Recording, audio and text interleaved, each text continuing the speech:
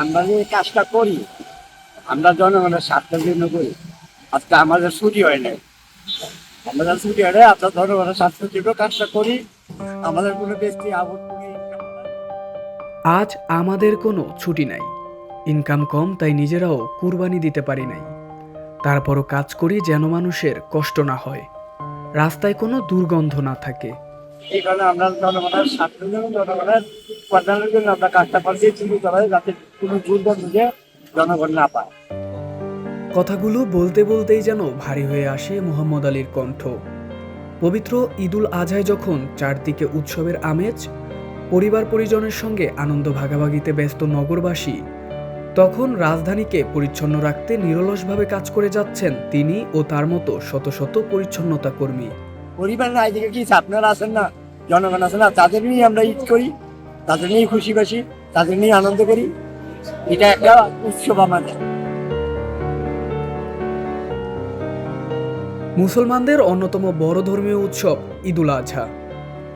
কোরবানির পর নগর জুড়ে জমে থাকা বর্জ্য দ্রুত সরিয়ে নগরবাসীকে স্বস্তি দিতেই দিনরাত কাজ করছেন সিটি কর্পোরেশনের কর্মীরা। নিজেদের উৎসবের আনন্দ দূরে সরিয়ে নগরকে রাখছেন পরিচ্ছন্ন ও বাসযোগ্য। মোহাম্মদ আলীর মতোই জীবনের কঠিন বাস্তবতা বয়ে বেড়াচ্ছেন পরিচ্ছন্নতা কর্মী সেলিনা। ছেলের বয়স যখন মাত্র 4 বছর তখন হারান স্বামীকে। সংসারের হাল ধরতে বাধ্য হয়ে পা রাখেন এই পেশায়। গত 14 বছর ধরে ঈদের আনন্দ বিসর্জন দিয়েই কাজ করে যাচ্ছেন তিনি।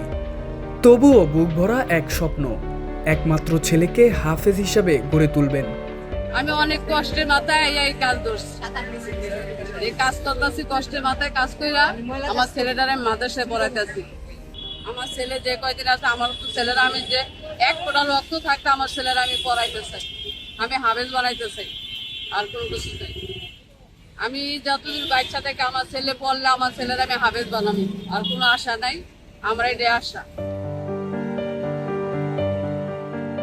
সেলিনার সঙ্গে একই কাজে যুক্ত তার বোন রুজিনাও। এভাবেই অসংখ্য পরিচ্ছন্নতা কর্মী নীরবে দায়িত্ব পালন করে যাচ্ছেন নগরবাসীর স্বস্তির জন্য। আর মানুষের কোনো ক্ষয় যাতে হবে না, সারে পেলে মানুষের লোকেরা মলা ফালায়, এটা আমরা পরিষ্কার করতেছি। ঠিক আছে ভাইয়া, চাই না কোনো জায়গা কোনো কিছু না হোক। ঈদে আমরা বাড়িতে যেতে পারিনি, পরিবার নিয়ে ঢাকায় থাকি। ঈদের 4 দিন পরে যাওয়ার পর আমরা বাড়িতে যাওয়ার একটু সুযোগ পাই। এর ভিতরে মনে করেন 3 দিন তো আমরা আলহামদুলিল্লাহ কাজ কাম ক্লিয়ার করতে হয়, কোনো জায়গায় যাওয়ার কোনো চান্স নেই।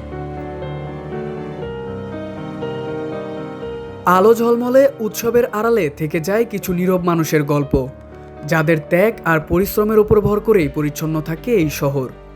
মোহাম্মদ আলী কিংবা সেলিনাদের ঈদ হয়তো অন্য সবার মতো নয়, তবুও মানুষের স্বস্তির হাসিতেই খুঁজে নেন নিজেদের আনন্দ।